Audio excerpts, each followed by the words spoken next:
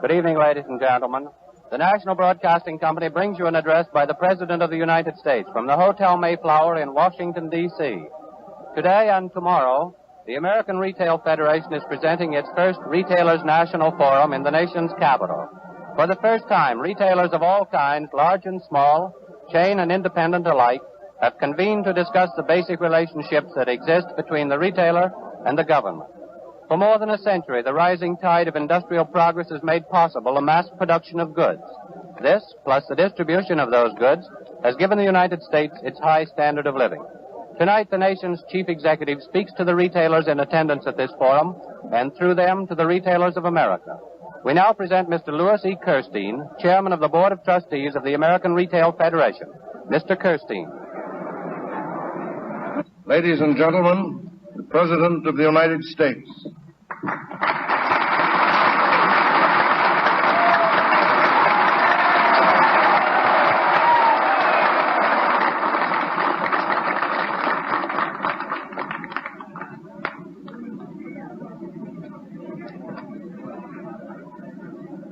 Mr. Kirstein, Dr. Craig, my fellow retailers.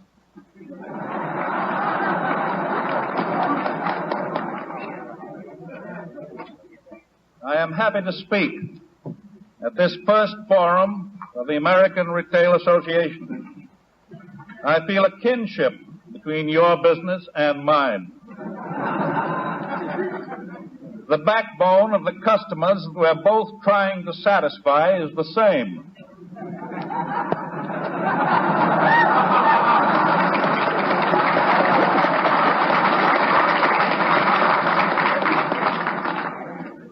In your case, the many small customers whose steady demand for the necessities and a few luxuries of life make up your volume, and in my case, millions of average American families whose standard of living is the practical measure of the success of our democracy. You have one advantage over me, however. Unlike Louis Kirstein, for instance, I have no bargain basement.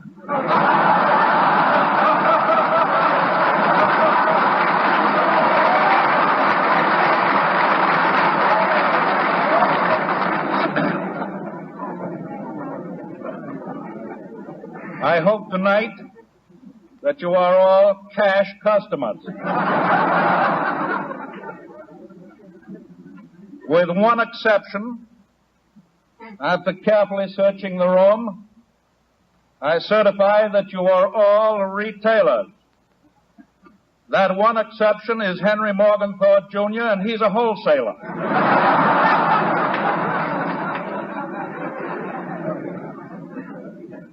For you who are in the honorable business of storekeeping, the flow of consumer purchasing power determines the difference between red and black on your account books. And for the nation, the difference between unemployment and prosperity.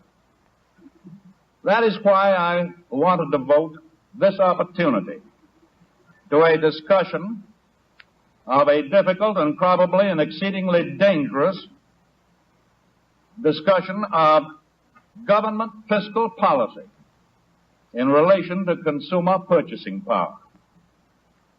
There are some highbrow columnists and some high-geared economists who say to you that we think, you and I, too much about consumers' purchasing power, and that we look at our economic problem from the wrong end. They say that we should glue all of our attention to the heavy industries and should do everything and anything just to get those industries to work and to get private investors to put up the money to build new buildings and new machines without regard to the average consumer's need or his ability to use the buildings and the machines after they're erected. By and large, you will find that these experts are the same individuals as those who just 10 years ago were telling us that conditions were sound and that we had found the way to end poverty. In those days when we were building luxury office buildings and hotels and apartment houses and four-tracking the railroad, doing all this work for consumers who didn't need it as much as these experts thought. Consumers who didn't have the purchasing power to pay for them. And today in 1939, they tell you that conditions are not sound because we are trying to build the sort of houses and structures and other things that our people really need, and because we're trying to make sure that our people have the purchasing power to pay for these things when they're built. They are unrealistic, these people, and theoretical. They were that when they did their prophesying in 1929, and they're just as unrealistic and theoretical and wrong when they're prophesying national bankruptcy in 1939.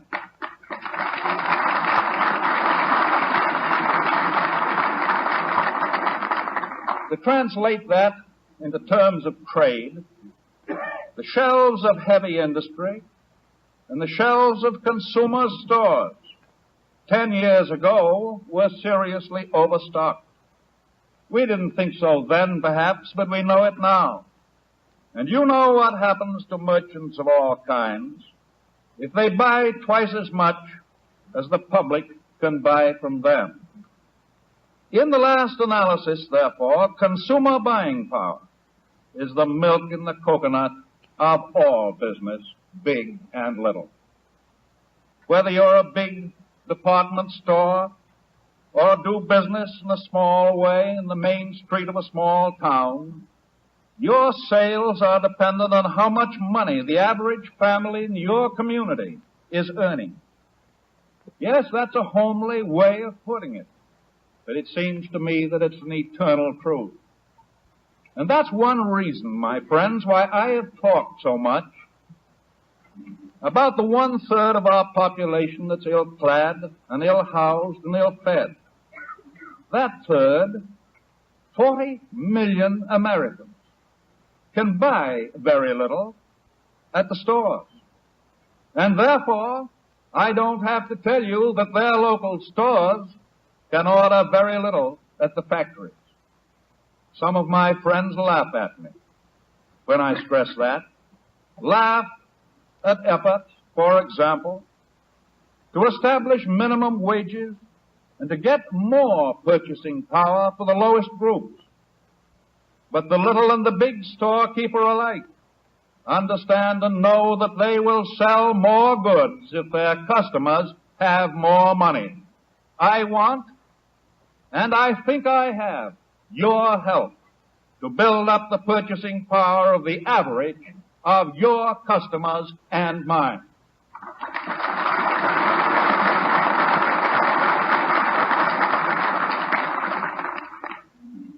How shall we produce more customers with more money in their pockets? One school of thought that we hear a good deal about is what I call the school of the gamblers.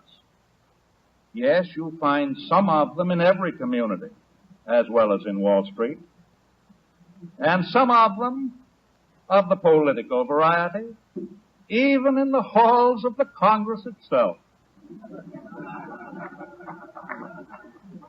That school of the gamblers is eager to gamble the safety of the nation, the safety of our system of private enterprise, on nothing more than their personal hunch that if government will just keep its hands off the economic system, customers will just happen.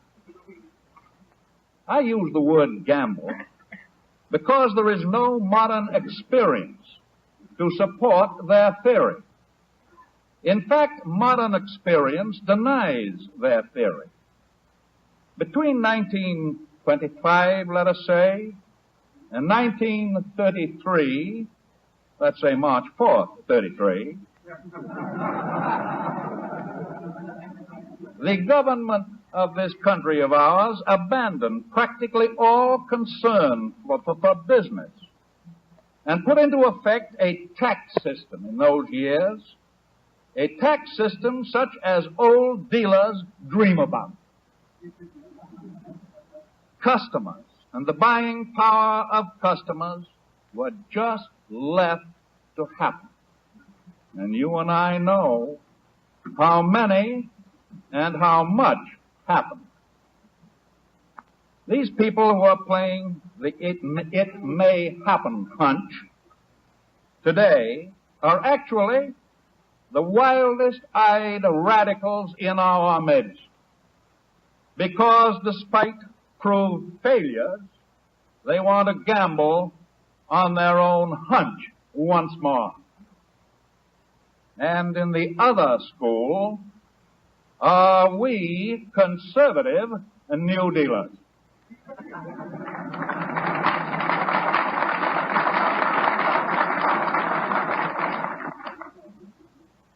And here's the proof. We are the conservatives because we simply cannot bring ourselves to take radical chances with other people's property and other people's lives. Now, the owner of a private business may have the legal right to take a long chance, a chance that may make or break his personal fortune. If he alone goes out of business, the economic system is not endangered. But the people who run the three branches of our government do not have the moral right to gamble with the well-being of 120 million Americans. If millions of citizens starve, it is no answer to the starving to say that in the sweet by and by, business left to itself will give them a job. Partisans are going around this country scaring parents who are not starving, by telling these parents of an increased national debt which their grandchildren will have to pay. Certainly that is not as alarming as telling parents who are already starving that an untrammeled business setup will provide their grandchildren with food in 1989.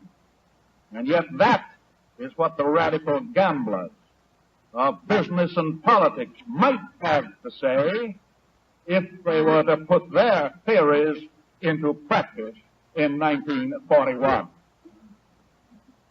Not one of you who are good Americans and practical Americans believe that we could repeat the catastrophe of those years immediately preceding and following 1929 and emerge from it all with our economic and social system unchanged.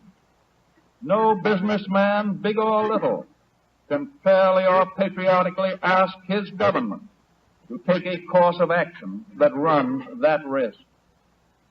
And that is why our school of thought, the conservative school, holds the view that an intelligent nation should rest its faith in arithmetic rather than in a hunch. Today, in order to provide customers for business, your government uses government capital to provide jobs, to prevent farm prices from collapsing, and to build up purchasing power when private capital fails to do it. For example, out of every dollar spent by the federal government to provide jobs, more than 50 cents passes over the counters of the retail merchants of America.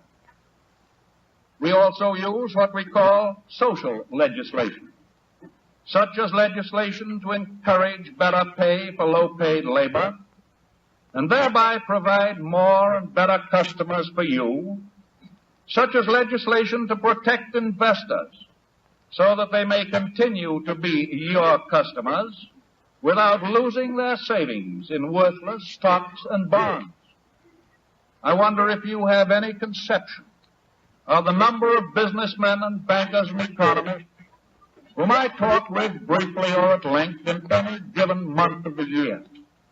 I wonder if you have any conception of the variety of suggestions and panaceas that they offer to me. I wonder if you know the very large percentage of them who honestly and in good faith and very naturally think of national problems solely in terms of their own business.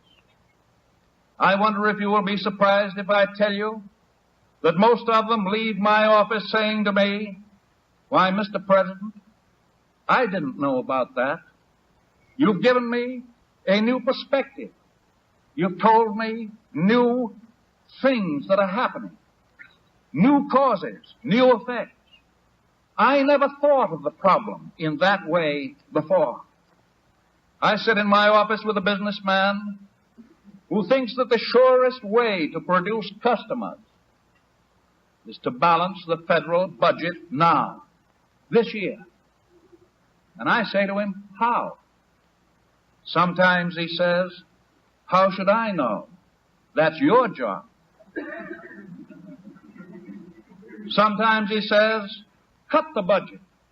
Cut it straight through, 10% or 20%. And then I take from my desk drawer a fat book. And it's apparent at once from his expression that he's never seen or read the budget of the government of the United States. He tries to change the subject, but I hold him to it. I say this budget isn't all of one piece. It's an aggregate of thousands of items. Either we'll have to cut every item, the 10% or the 20% you ask, or if we don't do this, we'll have to cut some items very much more than 10% or 20%. I point out the $1.5 billion for the Army and Navy. He pounds the desk in patriotic fervor and says, "Don't cut that item, not these days." I show him the item of $1 billion for interest on the public debt. He owns some government bonds, and he rejects any cut in his interest. I show him the $1 billion item for war and civil service pensions, and he says, "No, we couldn't get enough popular support to cut those." I mention the $1 billion for running the permanent functions of the regular government departments, and I tell him that they cost less today for those functions than under my predecessor. And he readily agrees that the postman and the G-man and the forest service and the custom people cannot be curtailed. The only people he would sever from the payrolls are the tax collectors.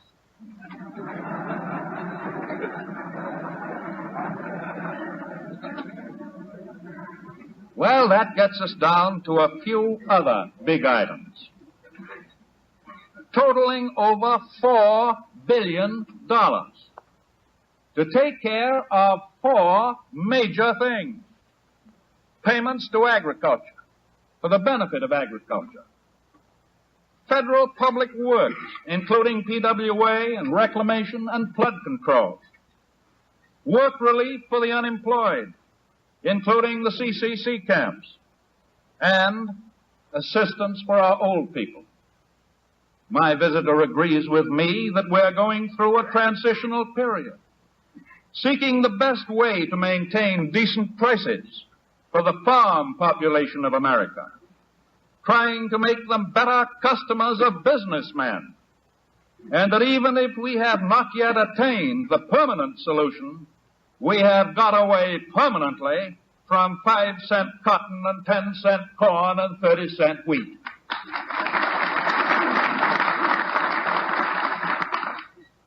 I come to the public works item. He suggests that that can be cut 50%. I happen to know that his community is working tooth and nail to get a grant for a much-needed new high school, and that his county suffered severe property losses from recent floods. And I suggest that we will start public works economy right there and not give the grants, and that we'll defer building the schoolhouse or the levee or the flood control dam for 20 or 30 years.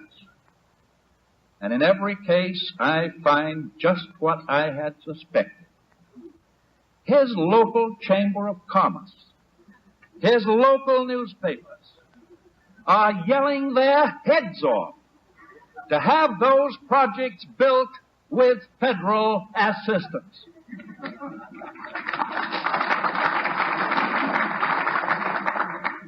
And I say to him, consistency, thy name is geography.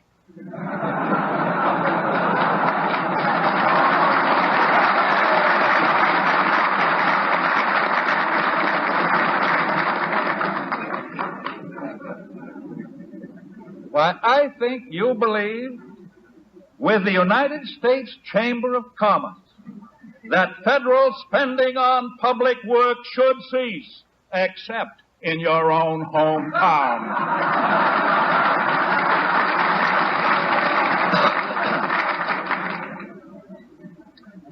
And then we come to the item of funds for work relief. There my visitor customer makes a last stand. He wants that cut, and cut hard. We agree that there are between 3 and 4 million American workers who with their families need work to keep alive.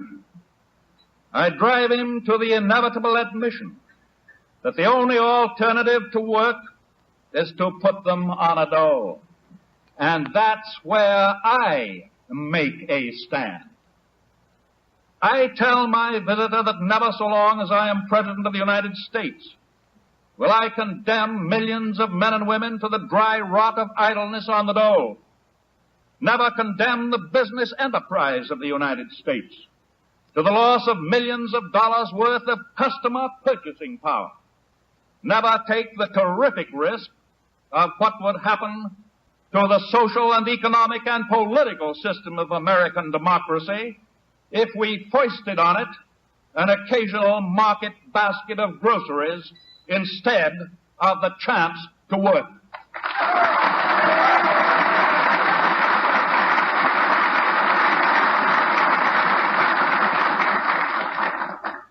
Yes, I well know the difficulties and the costs of work relief. I do not have to be told by any congressional committee or any United States Chamber of Commerce that 5% of the projects are of questionable value.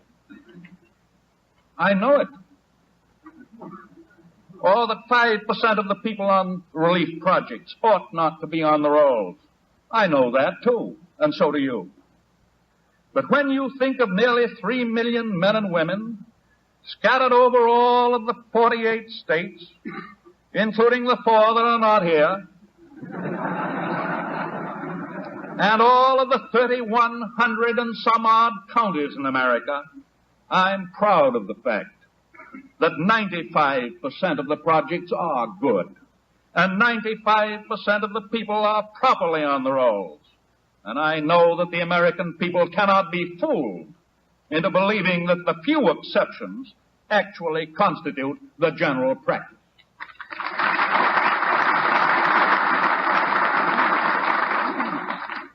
And finally, my friend across the desk murmurs something about old age pensions.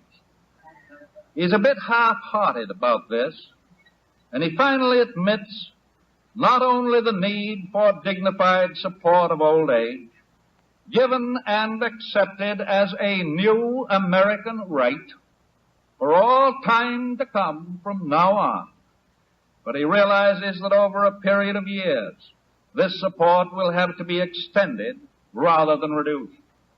You and I and all Americans agree that we must work out this problem for the old people of our nation.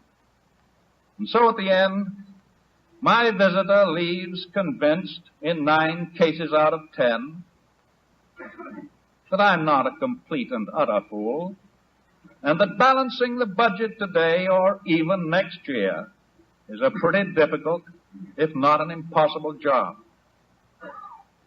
And now we come to the other side of the budget, the receipts. A few words about federal taxes. Federal taxes. I've discovered after a quarter of a century in public life, one kind or another, interspersed with various forays into business and the law, I've discovered that taxes fall into 3 principal categories. Consumer taxes, like the taxes on cigarettes and gasoline and liquor. And personal taxes, like the personal income taxes and the inheritance taxes. And finally, taxes on corporations. Together, these taxes yield to the federal government about $6 billion. For good, sound business reasons, 2 things seem pretty clear to me. First, especially in view of the unbalanced budget, and in order to bring it more rapidly into balance, we ought not to raise less money from taxation than we are doing now. You have with you a very delightful gentleman, a great merchant of London, Mr. Selfridge. I hope very much that you'll put him in a corner and ask him about the taxes that he pays without a murmur to keep England afloat.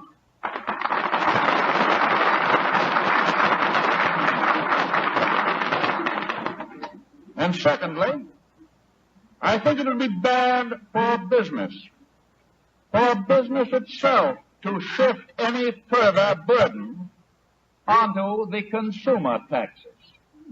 The proportion of consumer taxes to the total is plenty high enough now. Remember, as businessmen and as retailers, that any further taxes on consumers, like a sales tax, means that the consumers can buy fewer goods at your store.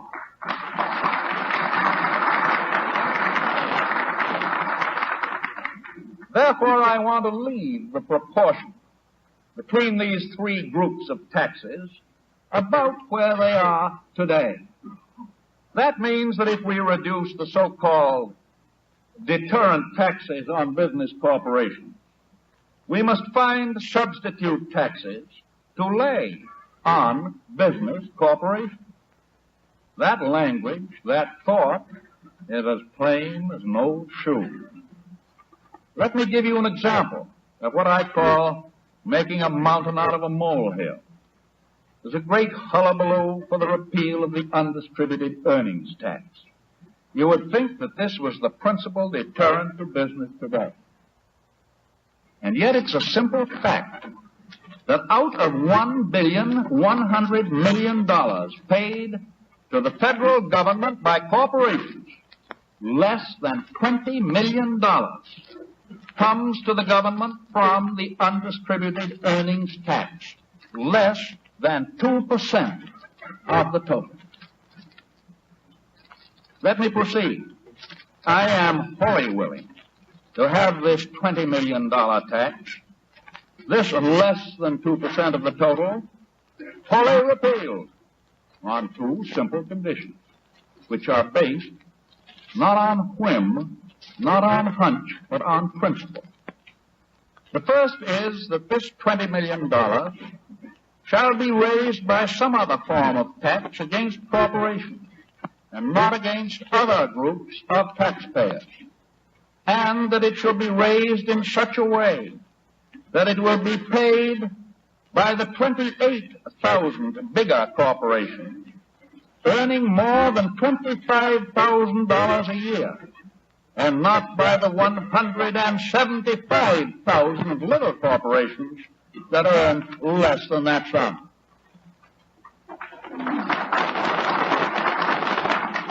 And the second condition is that in the repeal of this tax, we shall not return to the old tax evasion loophole, by which a very small group of people with incomes in the very high upper brackets used to be able, up to 2 years ago, to leave their profits in closely held corporations, thus avoiding the full rates of the higher brackets on their personal incomes. It seems to me that patriotic people everywhere will not want to go back to that old pernicious practice. I have talked with you at some length about the radicals who have the hunch that we ought to go back to the conditions of 1929, about performing a major operation by amputating present functions of government, and about the efforts of some who would reduce corporation taxes and add to consumer taxes. But I would not have you believe that the conservative attitude of this administration plans as any permanent part of our American system an indefinite continuation of excess of outgo over cash receipts. This week, I understand, is dedicated by the opponents of the administration to merchandising horror about the national debt.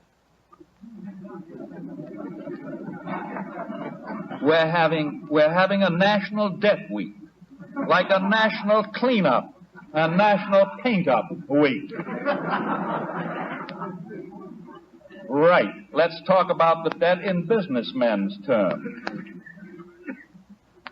In the first place, a nation's debt, like the deposit liability of a bank, must be considered in relation to its assets. A large part of the government debt is offset by debts owed to the government. Loans of many kinds made on a business basis by the RFC and the Farm Credit Administration, for example. Loans that are now being repaid on schedule. Those assets are just as sound as the loans made by the bankers of the country. Another portion of the national debt is invested in federally owned enterprises, like Boulder Dam, which is finished, and Bonneville Dam, which is finished, and Grand Coulee Dam, a great irrigation project where we hope to put the Dust Bowl farmers, which will be finished in another year or so. Projects like that are paying out, that will pay out, principal and interest over a period of years. A third part of the debt has been invested in works like flood control, dams and levees to save us from heavy future losses.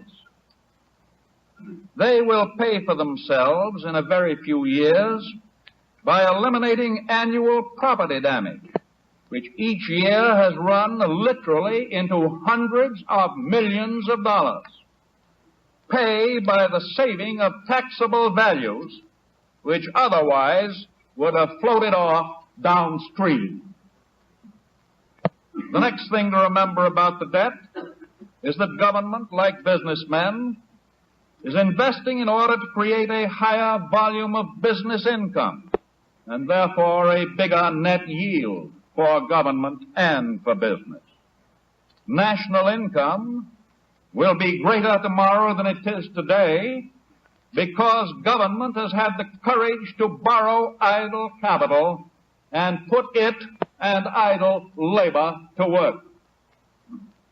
The year before I took office, 1932, our national income was $39 billion. In 1937, it got up to $69 billion. In 1938, it went back almost to $60 billion. And today it's running at the rate of better than $65 billion. At $80 billion, and this is an $80 billion country, the income from present taxes will be more than sufficient to meet expenditures on the present scale. And actually, when that time comes, the expenditures will be less because our relief bill will be lowered. Today, with no danger of surplus of goods overhanging the market, just because we have tried to keep consumer purchasing power up to production, the nation is in an excellent position to move forward into a period of greater production and greater employment. That is my sincere belief, and I believe that it's your belief too.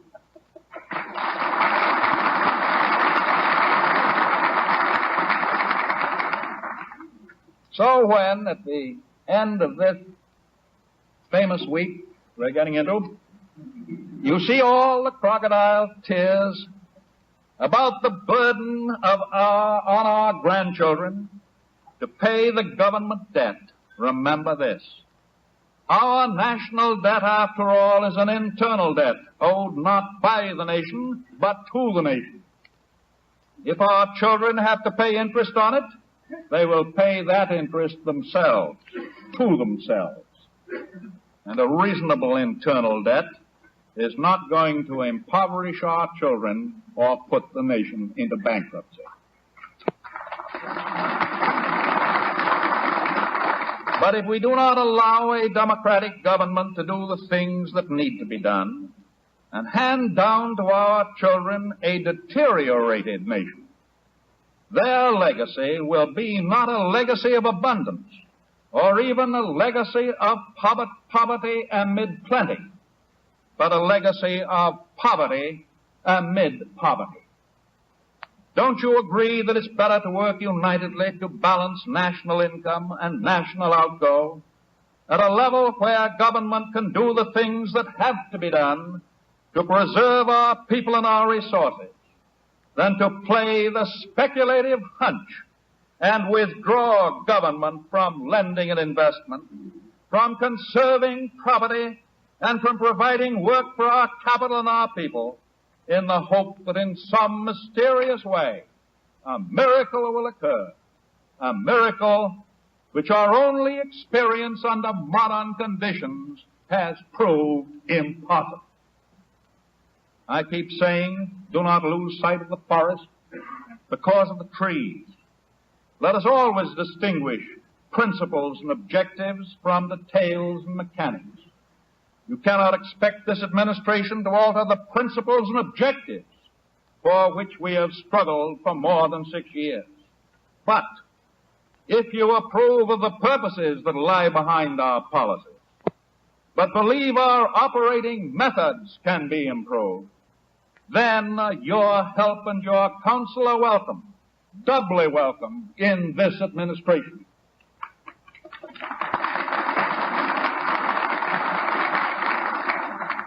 And that relates to the details of taxation, the details of relief, the details of every administrative branch in Washington and in every state. If I have spoken to you seriously tonight, it's because I believe that you too, are thinking of the well-being of every man, woman, and child in our country. That you go along with me in every effort that I can make for the preservation of world peace and for the preservation of domestic peace.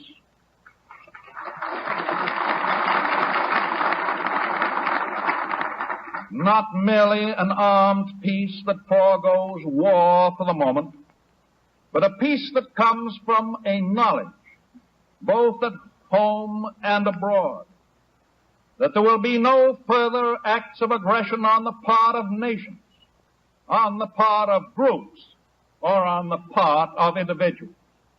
You think rightly of profits in your business. So does every other American, and so do I. But we are not ruled by the thought of profits alone. More and more we seek the making of profits by processes that will not destroy our fellow men who are our neighbors. That is one of the functions of your government. It seeks your cooperation in the extension of that ideal. It is open to your advice and to your help because it believes that its fundamental ideals and yours are just the same. That is why I came to you not in the spirit of criticism, not wielding a big stick, but coming with a simple plea for your assistance as American citizens in working out our common problems with goodwill and with the maintenance of the ideals of peace.